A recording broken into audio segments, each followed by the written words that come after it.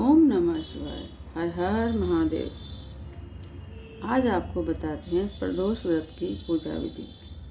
भगवान शिव की कृपा प्राप्त करने के लिए और घर में सुख समृद्धि के आगमन के लिए और जीवन के पश्चात मोक्ष की प्राप्ति के लिए यह पूजा अत्यंत लाभदायक है। हम बात कर रहे हैं प्रदोष व्रत की और आज आपको बताते हैं कि आपको यह पूजा किस प्रकार से करनी चाहिए। जिस दिन प्रदोष का हो उस दिन ब्रह्म मुहूर्त में उठकर भगवान शिव को याद करें और व्रत का संकल्प लें। इसके बाद पानी में गंगा जल मिलाकर स्नान आदि करके सारे नित्य कार्य से निवृत्त हो जाएं। फिर स्वच्छ कपड़े धारण करके सूर्यदेव को जल का अर्घ्य दें और फिर सूर्यदेव को अर्घ्य देते हुए ओम सूर्याय नमः मंत्र का जाप करें। इसके बाद घर के मंदिर में अपनी जो रोज़ की पूजा पाठ आप करते हैं वो करें। प्रदोष व्रत की पूजा प्रदोष काल में होती है, लेकिन आप पूजा से संबंधित सारी सामग्री पहले से ही इकट्ठी कर लें और पूजा की सामग्री की सूची देखकर सारी पूजा की सामग्री आप इकट्ठी कर लें। इसके बाद उत्तर पूर्व यानी कि ईशान कोण में एक चौकी की स्थापना करें और चौकी पर सफ़ेद कपड़ा बिछाएं। फिर इस पर गंगा जल का छिड़काव करें और इस चौकी पर भगवान शिव, भगवान गणेश और माता पार्वती की प्रतिमा या चित्र को स्थापित करें और साथ में एक शिवलिंग को भी एक थाली में रखें और सभी प्रतिमाओं पर गंगा जल का छिड़काव करें। इसके बाद पूजा की जगह पर घी का दीपक जलाएं। फिर उसके बाद सभी प्रतिमाओं पर तिलक करें और भगवान शिव को चंदन का तिलक लगाएं और भगवान गणेश को हल्दी कुमकुम का तिलक लगाएं और माता पार्वती को भी कुमकुम का तिलक लगाएं। इसके बाद सभी प्रतिमाओं को अक्षत अर्पित करें। अब सबसे पहले भगवान गणेश की पूजा करें। उन्हें जनेऊ, दूर्वा, पान, सुपारी, लौंग, इलायची, लाल फूल और फूलों की माला, धूप, दीप, भोग, दक्षिणा आदि अर्पित करें। फिर आप पंचामृत से शिवलिंग का अभिषेक करें और फिर गंगा जल से अभिषेक करें। इसके बाद शिवलिंग पर भांग, धतूरा, आक का फूल, बेलपत्र आदि अर्पित करें। अगर घर में शिवलिंग नहीं है तो किसी मंदिर में जाकर शिवलिंग का अभिषेक करें। भगवान शिव जी की प्रतिमा पर भी पुष्पमाला, सफ़ेद पुष्प, बेलपत्र, आक का फूल, भांग, धतूरा इत्यादि अर्पित करें और माता पार्वती को श्रृंगार का सामान, मौली, पुष्प और पुष्पमाला अर्पित करें। फिर प्रदोष व्रत की कथा पढ़ें। आप शिव चालीसा भी पढ़ सकते हैं या 108 बार महामृत्युंजय मंत्र का जाप भी कर सकते हैं। फिर अंत में धूप दीप से भगवान शिव और माता पार्वती की आरती करें। इस प्रकार से प्रदोष व्रत की पूजा विधिवत पूर्ण हो जाती है। महादेव के भक्त पूरी श्रद्धा और सच्चे निष्ठा से प्रदोष व्रत का पालन करते हैं। माना जाता है कि इस व्रत को पूरे विधि विधान से करने वाले भक्तों की सारी मनोकामनाएं पूरी हो जाती हैं और उनके जीवन से कष्ट दूर हो जाते हैं।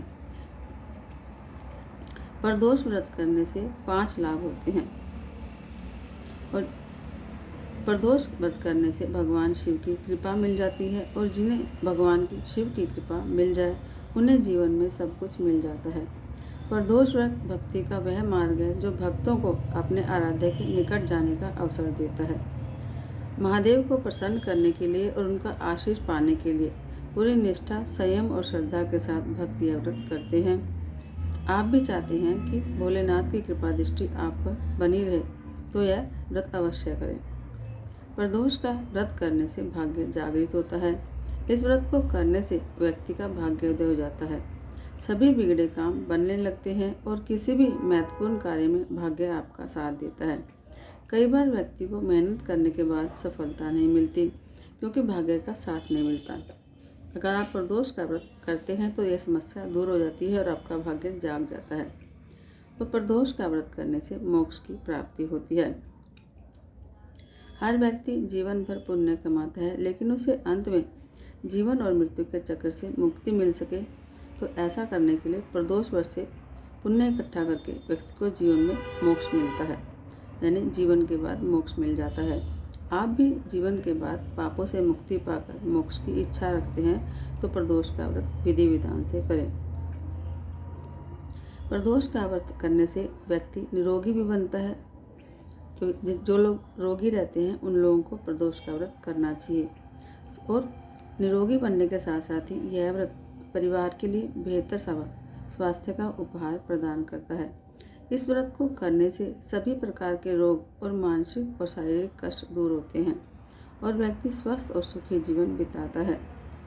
प्रदोष का व्रत करने से संतान की प्राप्ति होती है। अगर कोई संतान की इच्छा रखता है तो उसे भगवान शिव और माता पार्वती की सच्चे मन से आराधना करनी चाहिए। भगवान की कृपा से व्यक्ति को न केवल संतान मिलती है बल्कि उसे उस संतान को भी और दीर्घायु का आशीर्वाद प्राप्त होता है। प्रदोष व्रत से इन लाभों को प्राप्ति के लिए व्यक्ति को निश्चल मन से प्रदोष का व्रत करना चाहिए। प्रदोष का व्रत सावधानी पूर्वक करना चाहिए। सावधानी से आप इस व्रत का पालन करें। ऐसा करने से आपको व्रत का पूरा फल प्राप्त होता है और इस पावन व्रत के दौरान किसी भी त्रुटि से बचना आसान होता है। इस दिन तामसिक भोजन न बनाएं। घर के अन्य सदस्यों को भी इस दिन सात्विक भोजन खाना चाहिए। व्रती को अन्न, नमक और मसालों का सेवन नहीं करना चाहिए। साथ ही भगवान को भी केवल शुद्ध सात्विक चीज़ों का भोग लगाना चाहिए। और जिस दिन प्रदोष हो, मांस मदिरा का सेवन बिल्कुल न करें। ऐसा करने से आपका व्रत निष्फल हो जाएगा और आप पाप के भागीदार बनेंगे।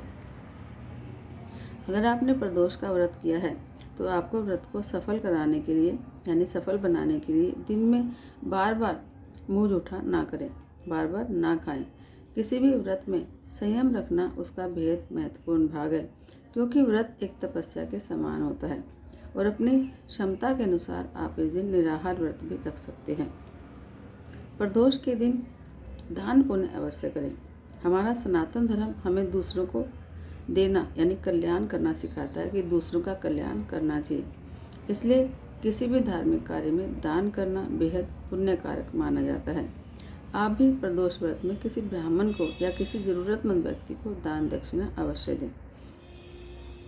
और प्रदोष का व्रत करते हैं तो मन को शांत रखें। अगर आपके मन में स्वार्थ, क्रोध, ईर्ष्या और अहंकार जैसी भावना का वास है तो आप कभी भी सुख और शांति के मार्ग पर आगे बढ़ नहीं पाएंगे। प्रदोष व्रत में मन की शुद्धता भी उतनी ही महत्वपूर्ण है जितनी तन की शुद्धता। बुरी भावनाओं के साथ की गई कोई भी पूजा सफल नहीं होती। इसलिए आप साफ मन से पूजा करें और इस बात का ध्यान रखें कि इस दिन क्रोध न करें, किसी के मन को न दुखाएं।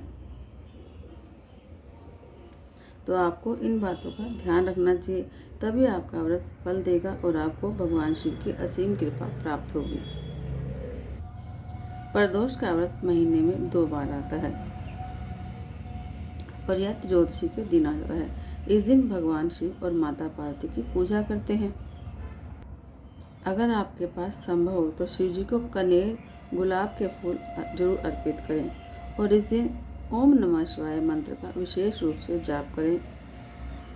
और पूजा समाप्त करने के बाद भगवान उमा महेश्वर का ध्यान करके उनसे प्रार्थना करें कि हे उमानाथ, कर्ज, दुर्भाग्य, दरिद्रता, भय, रोग और समस्त पापों का नाश करने के लिए आप पार्वती जी के साथ मेरी पूजा को स्वीकार करें।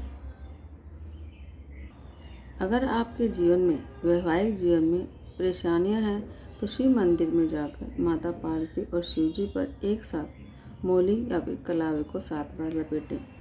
ऐसा करने से वैवाहिक जीवन में प्रेम भाव बढ़ता है, सुख शांति आती है, घर में सुख समृद्धि आती है।